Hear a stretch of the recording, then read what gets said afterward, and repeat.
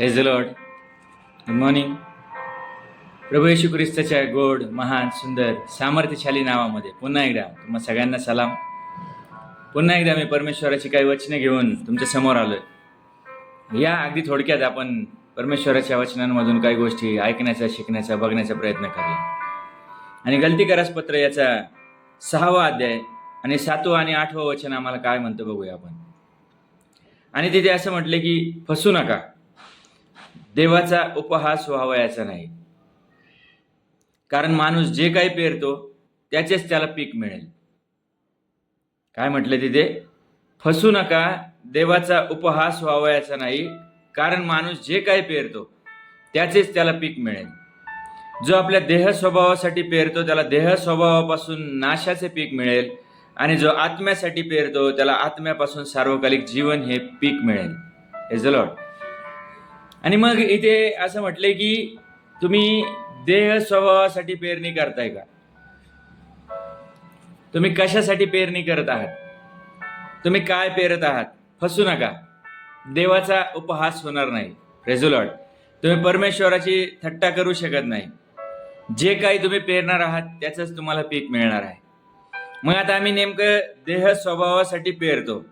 काय पेरतो आम्ही देह स्वभावासाठी? आमच्या देहाला लागणाऱ्या सगळ्या चांगल्या चांगल्या उत्तमातल्या उत्तम गोष्टी आम्हाला हव्या असतात. मग त्यासाठी आम्ही कोणत्याही थराला जातो, काही पण करायला मागतो. आम्हाला चांगले कपडे हवेत, आम्हाला रोडवरती फॅशन करायला हवी, आम्हाला लोकांना दाखवायचे की मी पण काहीतरी आहे, माझ्याकडे काहीच कमी नाही. आमची मानसिकता अशी झाली आहे की जग जसं चाललंय तशा प्रकारे आम्ही चालत आहोत. बघा, तुम्ही चांगले कपडे घालणं वाईट नाहीये, किंवा तुम्हाला परमेश्वराने चांगली संपत्ती दिली ह्याच्यामध्ये वाईट काहीच नाही. परंतु बायबल आम्हाला असं सांगते की तुम्ही देह स्वभावासाठी काय पेरत आहात. तुमच्या देहाला लागणाऱ्या गरजांकडेच तुम्ही जर जास्त लक्ष देणार असाल आणि देवाकडे दुर्लक्ष करणार असाल तर निश्चितच परमेश्वर संतुष्ट होणार नाही. हालेलुया. तुम्ही परमेश्वराला संतुष्ट करण्यासाठी झटत आहात काय? आणि परमेश्वर कशाने संतुष्ट होणार आहे? काय त्याला नेमकं हवंय आपण पुढे पाहूया ते. परंतु आज या गोष्टींकडे थोडंसं लक्ष द्या की देह स्वभावासाठी आम्ही पेरणी करत आहोत. कशाची पेरणी करत आहोत? आमच्या देहाला काय हवंय? आम्हाला एका चौकटीमध्ये बसून कोणाची तरी निंदा करायची. 4 लोक एकत्र येतात आणि निंदा करायला सुरुवात करतात. आम्हाला लबाडी करायला आवडती, एकमेकांशी खोटं बोलायला अगदी धिटाईने आम्ही सरावलेले लोक आहोत. आम्ही एकमेकांची फसवणूक करणारे लोक आहोत. एकमेकांना फसवून पैसे लुबाडणं यासारखे प्रकार तर रोज आणि सर्रास जिकडे तिकडे केले जातात. आम्ही देहाला सजवत आहोत. देह स्वभावासाठी आम्ही काय करत आहोत? आम्ही आमच्या देहाला सजवत आहोत. आम्हाला ब्युटी पार्लर हवंय, सलून हवंय, केसांच्या हेअरस्टाईल हव्यात, अंगावरती फॅशनेबल कपडे हवेत. आणि या सगळ्या गोष्टी करत असताना देव मात्र कुठेतरी लांब राहिलाय. बायबल मध्ये जर तुम्ही पाहिलं तर अनेक ठिकाणी या गोष्टी लिहिलेल्या आहेत. पौलाने अनेक ठिकाणी पत्रांमध्ये सांगितले की तुमचं नागरिकत्व स्वर्गामध्ये आहे, तुम्ही देह स्वभावासाठी जगू नका. इनफॅक्ट आपण ज्या वेळेला बाप्तिस्मा घेतो त्यावेळेला हे शिकवलं जातं की तुमचा देह स्वभाव पाण्यामध्ये गाडला गेलाय आणि आता तुम्ही ख्रिस्ताच्या स्वभावामध्ये वरती आलेले आहात. त्या सगळ्या गोष्टी आम्ही बाप्तिस्मा झाल्या लगेचच विसरून जातो. आणि मग जे नको करायला ते सगळं काही आम्ही करत आहोत. फक्त देवाचा गौरव करत नाही, एवढीच एक गोष्ट आहे. देवाच्या गौरवासाठी आम्हाला असं वाटतं की आम्ही दर रविवारी चर्चला जातो म्हणजे आम्ही स्वर्गात जाणार आहोत. दर रविवारी चर्चला जाऊन तुम्ही स्वर्गात जाणार नाही प्रियांनो. तुमचा विश्वास आणि त्या विश्वासाला अनुसरून केलेली कृती ही सगळ्यात मोठी आणि महत्वाची गोष्ट आहे. एक गीत आहे ते, चढता सूरज धीरे धीरे ढल जाएगा. स्वतःच्या देहाला जर सजवायचा प्रयत्न करत असताल तर ते गाणं कधीतरी ऐका एकदा. चार लोकांमध्ये मिक्स होऊन चार लोकांनी तुमची वाहवा करावी असं जर काही वाटत असेल तर एकदा ते गीत नक्की ऐका. तुमचं सौंदर्य एक दिवस संपून जाणार आहे. तुमचं ऐश्वर्य एक दिवस नष्ट होणार आहे. तुमची संपत्ती, तुमची प्रॉपर्टी, तिला किडे लागणार आहेत असं बायबल सांगते. म्हणून तो येशू सांगतो की स्वर्गात तुमची संपत्ती साठवा. आम्ही देहासाठी काय करत आहोत? हे माझं, ते माझं, ते माझं, माझं माझं करत करत जीवन संपत चाललंय. जीवनातला एक एक दिवस कमी होत आहे. आणि मग देहासाठी जे काही पेरलेलं आहे त्या सगळ्याच्या द्वारे बायबल असं सांगते की देह स्वभावापासून नाशाचे पीक मिळेल. मग आत्म्यासाठी काय पेरायचं? हालेलुया. तो असं म्हणतो की जो आत्म्यासाठी पेरतो त्याला आत्म्यापासून सार्वकालिक जीवन हे पीक मिळेल. तुमच्यामध्ये परमेश्वराने जो त्याचा आत्मा घातलेला आहे त्या आत्म्याला काहीतरी हवंय. ज्याप्रमाणे तुमच्या देहाला रोज तुम्हाला 3 वेळचं जेवण लागतं, हा देह जिवंत ठेवण्यासाठी किंवा ह्या देहाला सतत चालना मिळत राहावी, आमची बुद्धी तल्लक राहावी म्हणून आम्ही बदाम खायचा प्रयत्न करतो. आम्हाला ताकद यावी म्हणून आम्ही चांगले चांगले फ्रुट्स आणि चांगलं चांगलं अन्न खाण्याचा प्रयत्न करतो. ह्या सगळ्याचा उपयोग काय? फक्त देहाला ताकद मिळेल. परंतु आत्म्याला काय? आत्म्यासाठी काय करणार आहात? प्रियांनो, देवाचं वचन हे तुमच्या आणि माझ्या आत्म्यासाठी अन्न असं आहे. आणि मग आम्ही देवाचं वचन रोज आणि सातत्याने वाचण्याचा आणि मनन करण्याचा प्रयत्न करतोय का?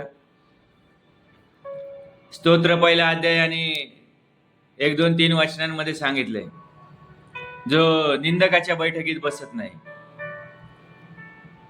जो पापी जनांच्या मार्गामध्ये उभा राहत नाही, तो पुरुष धन्य, ती स्त्री धन्य. परंतु त्याच्या उलट आम्ही जगतो.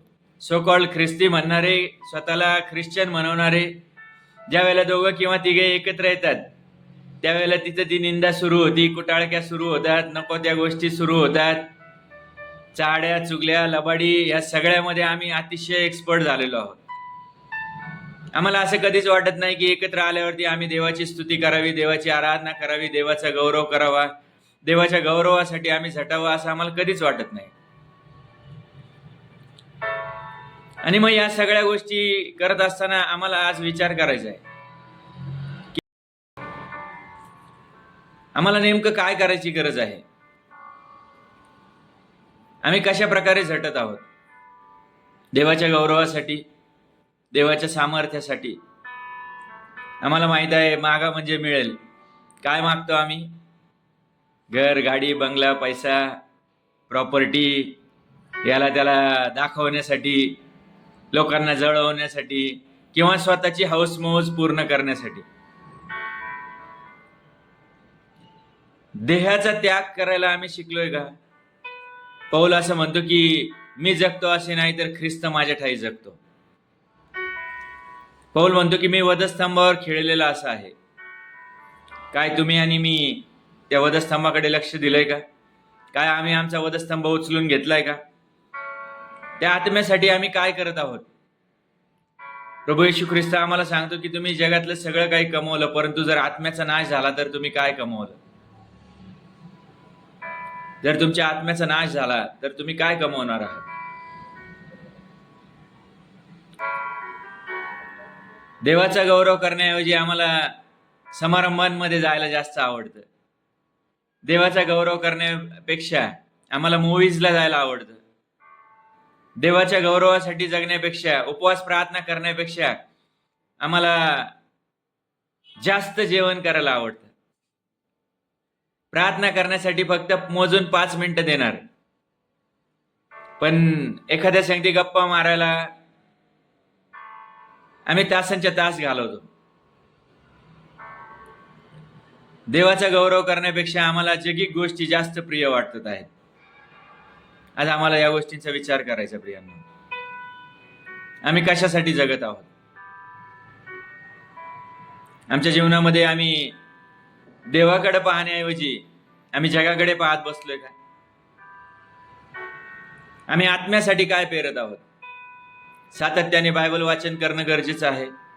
देवाचं वचन जे सजीव आहे, जे जिवंत आहे, जे आत्मा आणि मज्जा यांना सांध्यांना आरपार भेदून जाणारं असं ते वचन आहे. आणि बायबल असं सांगतं की येशू म्हणतो, आकाश आणि पृथ्वी नाहीशी होईल परंतु माझं वचन कधीच नाहीसं होणार नाही.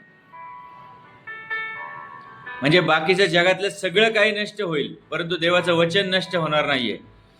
त्याच वचनांच्या द्वारे तुम्हाला आणि मला ख्रिस्त समजतो. त्याच वचनांच्या द्वारे आम्हाला आरोग्य प्राप्त होतं. त्याच वचनांमध्ये आम्हाला समजतं की येशूने आमच्यासाठी जीव दिलाय. त्याच वचनांमध्ये आम्हाला समजतं की प्रभू येशू ख्रिस्त मरणावर विजयी होऊन पुन्हा उठलाय. तो विजयशाली ख्रिस्त आहे आणि त्याने आम्हाला अभिवचन दिले की आम्ही देखील उठवले जाणार आहोत. हालेलुया. सुंदर गोष्ट तुमच्या आणि माझ्यासाठी बायबलमध्ये आम्हाला सांगितलेली आहे. प्रियांनो, आम्हाला या वचनांकडे लक्ष देता आलं पाहिजे. कशाचा अभिमान बाळगत आहात? स्वतःच्या संपत्तीचा, स्वतःच्या ताकदीचा? सगळं काही नष्ट होणार आहे. स्वतःची बुद्धिमत्ता खूप जास्त चांगली आहे असं वाटतंय का? मी जे काही करतोय किंवा करते ते सगळं काही अतिशय सुंदर प्रकारे चाललंय असं वाटतंय का?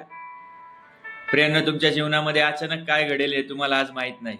उपदेशकाच्या पुस्तकामध्ये जाऊन वाचलं तर तुम्हाला तिथे समजेल नेमकं काय आहे जीवन. आणि तो उपदेशक म्हणतो, व्यर्थ हो व्यर्थ हो, सगळं काही व्यर्थ आहे. हालेलुया. आणि मग आम्ही देह स्वभावासाठी पेरण्यापेक्षा आम्ही आत्म्यासाठी देवाचं वचन सातत्याने वाचणं गरजेचं आहे.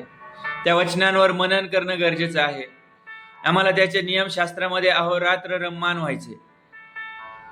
दिवाळीचे दिवस जवळ आलेत, सुट्ट्या आहेत. किती जणांनी उपवास आणि प्रार्थना करायचा प्लॅन केलाय? आज विचार करा, आम्ही कशा प्रकारे आत्म्यासाठी पेरणी करत आहोत? सार्वकालिक जीवन मिळवण्यासाठी आम्ही कशा प्रकारे झटत आहोत? इब्री 11:6 मध्ये असं म्हटले की जो त्याचा शोध झटून करतो त्याला तो प्रतिफळ देणार आहे. मग आम्ही त्याचा शोध झटून करणारे लोक आहोत काय? आम्ही देवासाठी झटतोय का? आमच्या आत्म्याला नरकात जाण्यापासून वाचवण्यासाठी आम्ही झटतोय का? आणि जर ह्या गोष्टी आम्ही काहीच करत नाही, 5 मिनिटाची प्रार्थना, 5 मिनिटं बायबल वाचन आम्हाला स्वर्गात नेणार नाही. प्रियांनो, आम्हाला बायबल माहित असणं म्हणजे आम्ही स्वर्गात जाऊ असं त्याचा अर्थ नाही. आम्ही त्याच्यासाठी काय करत आहोत? आम्ही प्रार्थना करतोय का? सातत्याने प्रार्थना करतोय का?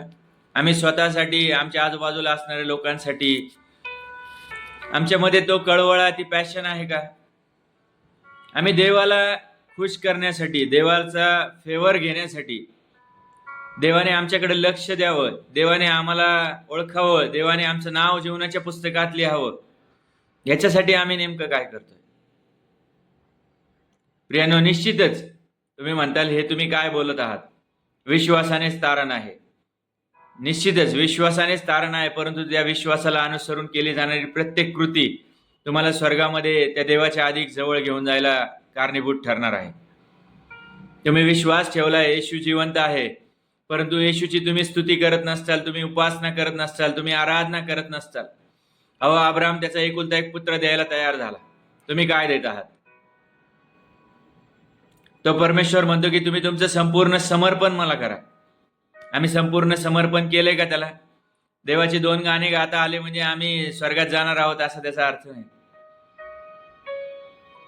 लोकांच्या घरी जाऊन 5 मिनिटाची प्रार्थना केली म्हणजे आम्ही स्वर्गात जाणार असा अर्थ नाही. आम्ही 2 लोकांना सुवार्थ सांगितली म्हणजे आम्ही स्वर्गात जाणार असा त्याचा अर्थ नाही.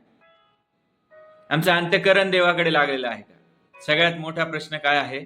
आमचं अंतःकरण आम्ही देवाला समर्पित केलंय का? आमचं अंतःकरणामध्ये आम्ही त्याला धावा करत आहोत का? दावीद एका स्तोत्रामध्ये, मला वाटतं 62व्या स्तोत्रात, तो असं म्हणतो की मी आस्थेने तुझा शोध करेन. आमची आस्था कुठे आहे? स्वतःला नटवण्यात, स्वतःला सजवण्यात आमची आस्था लागलेली आहे. स्वतःच कसं लोक आम्हाला, आमची कशी स्तुती करतील याच्याकडे आमचं लक्ष लागलेलं आहे. अनेक समारंभांमध्ये आम्ही कसं एक प्रकारे स्वतःला प्रेझेंट करू शकतो याच्याकडे आमचं लक्ष लागलेलं आहे. लोकांनी आम्हाला चांगलं म्हणावं याच्याकडे आमचं लक्ष लागलं. आम्ही देवासाठी जगत नाही, आम्ही स्वतःच्या देहासाठी जगत आहोत. आमचा देह स्वभाव जो आहे तो तृप्त केला जावा म्हणून आम्ही जगत आहोत. परंतु बायबल आम्हाला इथं सांगते की जो देह स्वभावासाठी पेरणी करणार आहे त्याच्यासाठी नाशाचं पीक हे राखून ठेवलेलं आहे. अगदी थोडक्यात मला तुम्हाला सांगायचंय की आम्ही देह स्वभावाप्रमाणे जगण्यापेक्षा आम्ही देवाच्या आत्म्यासाठी आणि देवाच्या आत्म्याप्रमाणे जगायचा प्रयत्न करायला शिकलं पाहिजे. प्रभू येशू ख्रिस्त म्हणतो की प्रार्थना करा, जागृत राहा, यासाठी की तुम्ही परीक्षेत पडावं नाही. प्रियांनो, या शेवटच्या दिवसांमध्ये आम्हाला अधिक गरज आहे, काळाची गरज आहे असं म्हणूया की आम्हाला अधिक देवाचा धावा करायची गरज आहे. आम्हाला अधिक देवाच्या जवळ जाण्याची गरज आहे. आत्म्याने भरून त्याची स्तुती, त्याची उपासना, त्याची आराधना करायची आम्हाला गरज आहे. आणि जर हे काहीच आम्ही करत नाही तर प्रियांनो, नको त्या लोकांसाठी, नको त्या समारंभांमध्ये जाऊन त्यांच्यापैकी कोणीच तुम्हाला स्वर्गात नेणार नाही. ही गोष्ट आज लक्षात ठेवा. जे काही तुम्ही ज्यांच्यासाठी करत असताल, ज्याला कोणाला दाखवण्यासाठी तुम्ही जे काही करत असताल, जे काही तुम्ही तुमच्या जीवनामध्ये करताय, त्या सगळ्यापासून तुम्हाला काय लाभ होतोय याचा प्रत्येकाने आपापल्या जीवनामध्ये विचार करायला शिकावं. यशायामध्ये 1 अध्याय 3 वचनात परमेश्वराचं वचन म्हणते की माझे लोक विचार करत नाही. आम्ही विचार करणारे लोक बनूया की आम्ही नेमकं काय करत आहोत आणि काय केल्यानंतर काय होणार आहे. आम्हाला हे समजलं पाहिजे.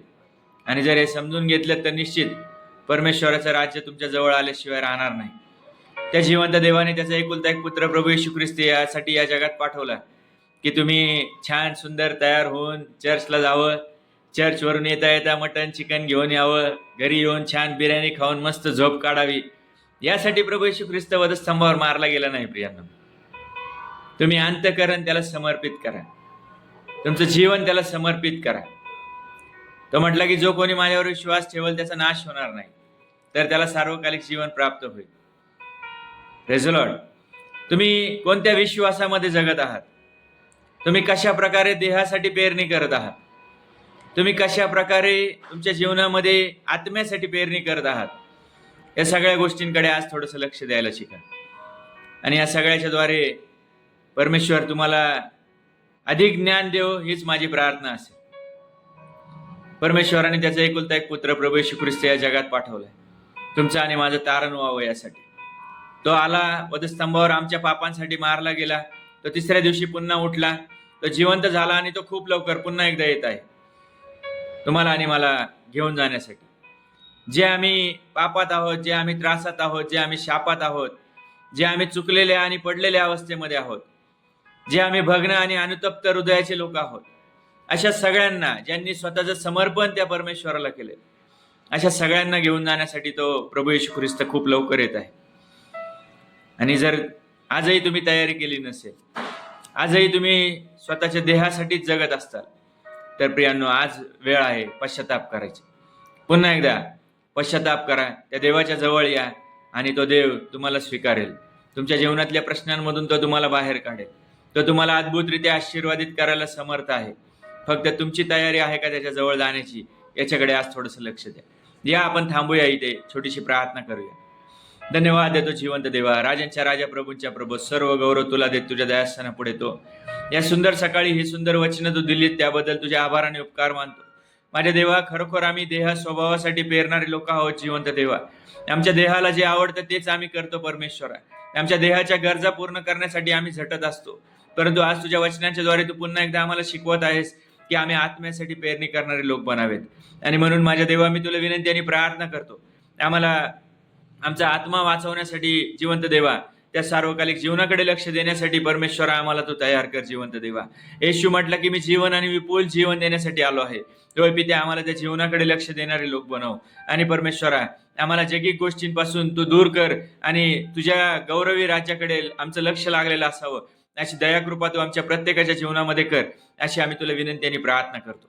दया कर, कृपा कर, आमच्या चुका पाप अपराधांची आम्हाला क्षमा कर. आणि परमेश्वरा तू आम्हाला पुन्हा एकदा तुझ्या जवळ घे. येशू तुझ्या पवित्र रक्ताच्या द्वारे तू आम्हाला धुव, आमचा पापमल धुवून टाक परमेश्वरा, आणि आम्हाला बर्फासारखं शुभ्र कर. आणि तुझ्या पवित्र मार्गावर आम्ही अधिक पवित्रपणे चालावं, तुझ्या गौरवातून गौरवात जाणारे जीवन आम्ही जगावं. अशी दया कृपा तू आमच्यातील प्रत्येकावरती कर, अशी नम्रतेची विनंती आणि प्रार्थना करतो. माझ्या देवा दया कर, कृपा कर, आणि तुझ्या नावाचा गौरव आमच्या प्रत्येकाच्या जीवनाच्या द्वारे होऊ देत. या व्हिडिओ पाहणाऱ्या ऐकणाऱ्या प्रत्येकाला येशूच्या नावात तू आज आशीर्वादित कर. प्रत्येकाचं मन, हृदय, अंतःकरण तुझ्याकडे लागलेलं असू देत. आणि माझ्या देवा तुझ्या गौरवासाठी झटणारे लोक तू आम्हाला प्रत्येकाला बनव, हीच नम्रतेची विनंती आणि प्रार्थना करतो. प्रत्येकाच्या जीवनातल्या प्रत्येक प्रश्नांमधून तू त्यांना बाहेर काढ. प्रत्येकाला येशूच्या नावात आशीर्वादित कर. आणि जिवंत देवा तू प्रत्येकाचा ताबा घे, अशी मी तुला विनंती आणि प्रार्थना करतो. होऊ देत सर्व काही तुझ्या इच्छेप्रमाणे आणि तुझ्या गौरवासाठी. या व्हिडिओ पाहणाऱ्या आणि ऐकणाऱ्या प्रत्येकाला पुन्हा एकदा येशूच्या नावात आशीर्वादित कर, अशी नम्रतेची विनंती आणि प्रार्थना आमचा तारणारा प्रभू येशू ख्रिस्त याच्या गोड आणि सामर्थ्यवान नावात केली म्हणून तू ऐकविते. आमेन. आमेन. Praise the lord. चला तर थांबूया इथे, पुन्हा एकदा भेटूया पुढच्या व्हिडिओमध्ये. तोपर्यंत काळजी घ्या, सुरक्षित राहा, प्रार्थना करा, वचन सातत्याने वाचत चला, देवाची उपासना करण्यामध्ये स्वतःला मग्न करा, आणि त्याद्वारे परमेश्वर तुम्हाला प्रत्येकाला आशीर्वादित करो. Praise the Lord. God bless you all.